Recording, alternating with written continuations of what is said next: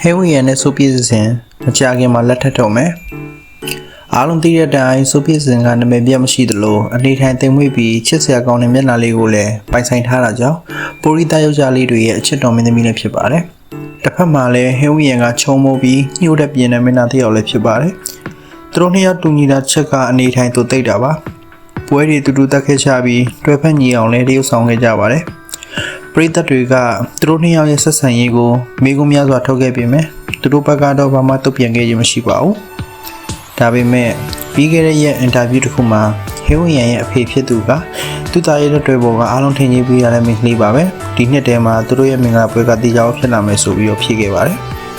ဒါကိုကြည့်ခြင်းအဖြစ်ဟဲဝီယန်နဲ့ဆိုပီစင်တို့ကကြာခင်မှာပဲရွှေလက်တွေတော့မှာဖြစ်ပါတယ်ပရိသတ်တို့ရောသူတို့နှစ်ယောက်ကိုသဘောတူရလားဆိုတာဖြေခဲ့ပြီးအောင်နော် like and subscribe လုပ်တော့ဖို့လည်းမေးကြပါနဲ့နော်